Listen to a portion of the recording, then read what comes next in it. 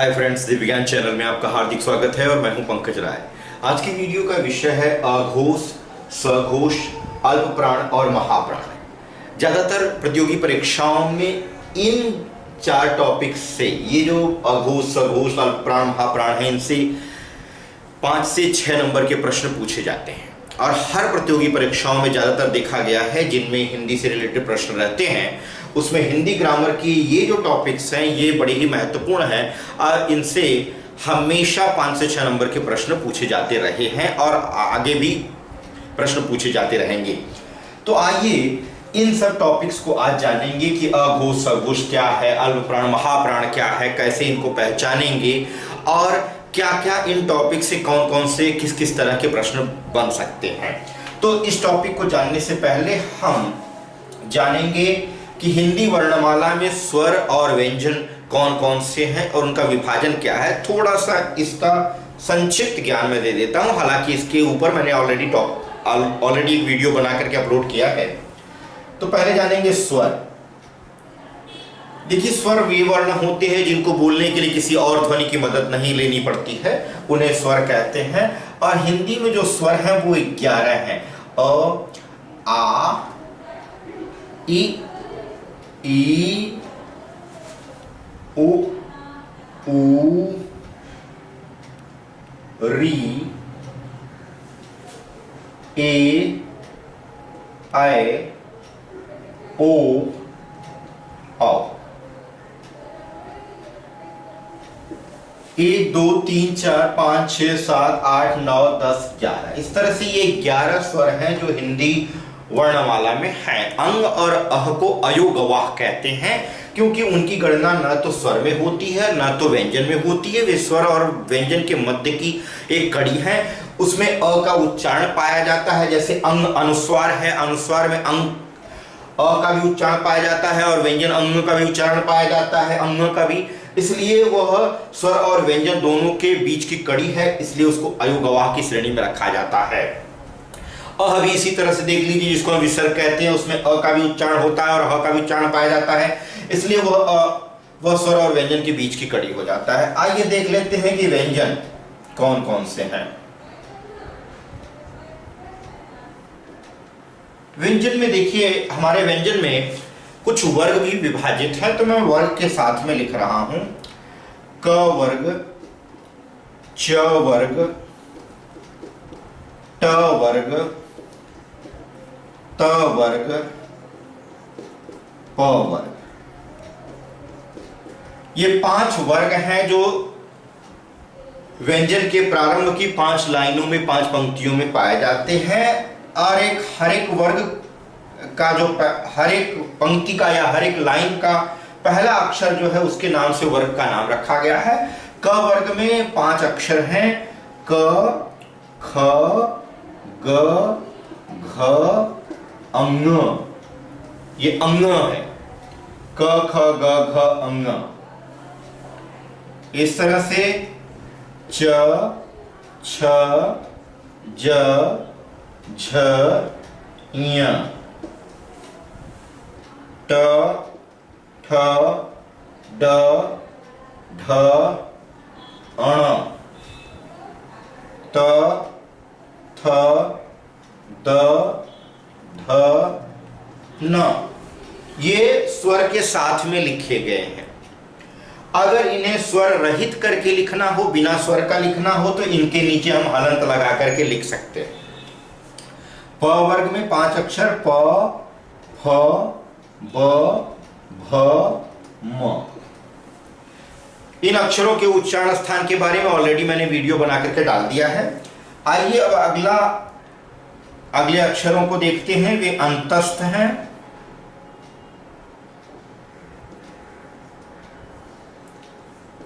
ये अंतस्थ व्यंजन है, य, र, ल और व। ऊष्म व्यंजन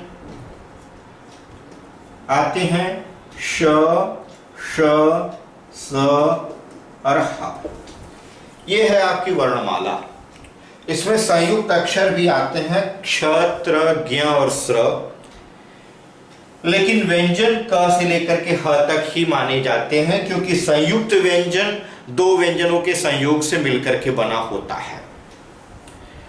अब हम जान लेते हैं हमारा जो असली विषय है आज का, वह है अघोष और सघोष और अल्प प्राण और महाप्राण। इसमें मैं स्वर और व्यंजन के बारे में बताने के लिए वीडियो नहीं बनाया हूं, क्योंकि ये बेसिक कॉन्सेप्ट मैंने ऑलरेडी बना दिया है।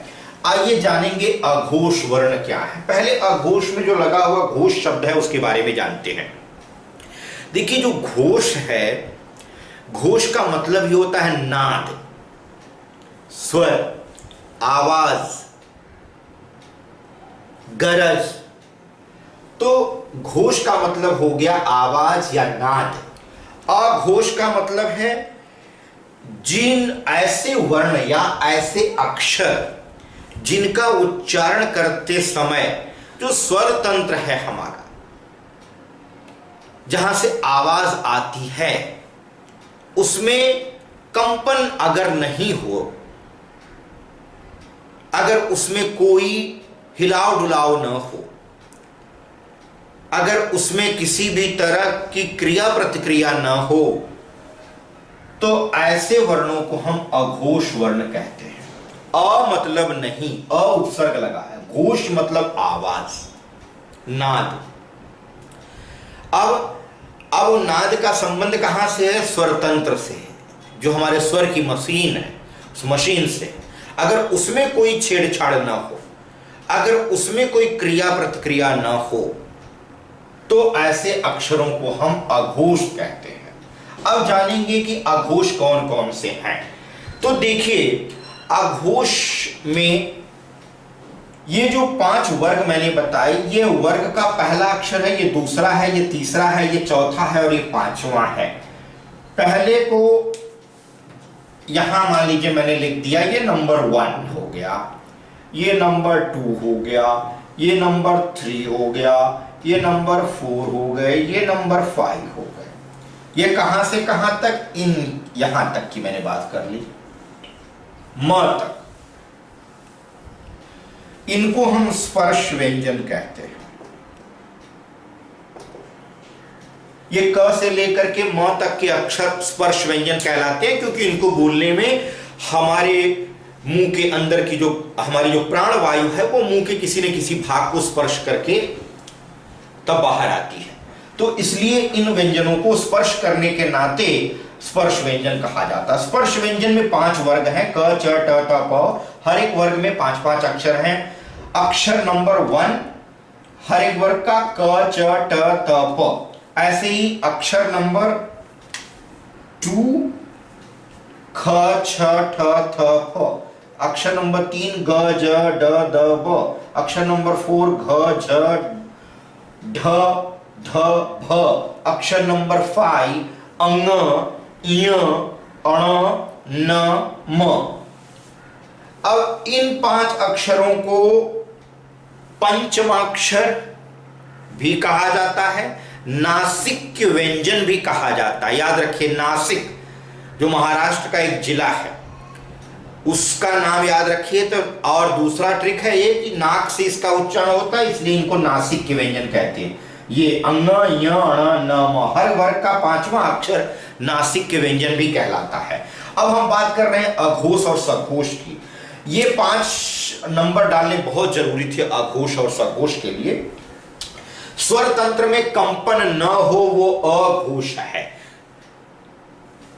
अब ये जो 5 अक्षर हैं, पहले हर एक वर्ग का पहला अक्षर क, च, ट, त, प, जिनके नाम से इनके वर्ग का भी नाम है, ये 5 अक्षर और सभी वर्ग के दूसरे अक्षर, यानी पहला वर्ण और दूसरा वर्ण, ये 5 लेटर्स और ये 5 लेटर्स।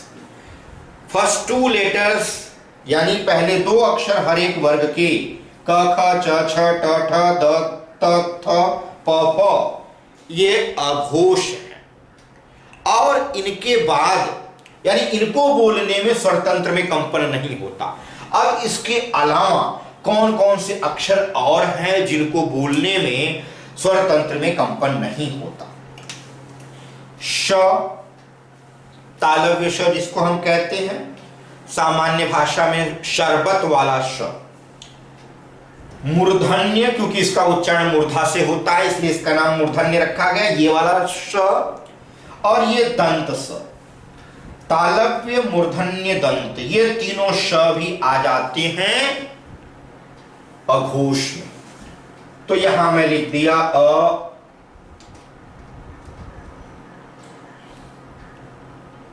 अघोष। अघोष वर्ण कौन कौन से हो गए? सभी वर्ग के पहले अक्षर, सभी वर्ग के दूसरे अक्षर, और इसके अलावा ऊष्म व्यंजन में 3 अक्षर, ये ऊष्म व्यंजन हैं। इन्हें ऊष्म व्यंजन क्यों कहते हैं, हालांकि मैंने बता दिया, फिर से एक बार रिपीट कर देता हूं। इनको ऊष्म व्यंजन इसलिए कहा जाता है क्योंकि इनके उच्चारण में मुंह के अंदर से निकलने वाली जो हवा है या प्राणवायु जिसको कहते हैं, उसका घर्षण होता है। घर्षण होने के कारण गर्मी उत्पन्न होती है या ऊष्मा उत्पन्न होती है, इसलिए इनको ऊष्म व्यंजन कहते हैं। इसके अलावा इनका नाम संघर्षी व्यंजन भी इनका नाम रखा गया है, इन्हें संघर्षी व्यंजन भी कहते हैं। एक संघर्ष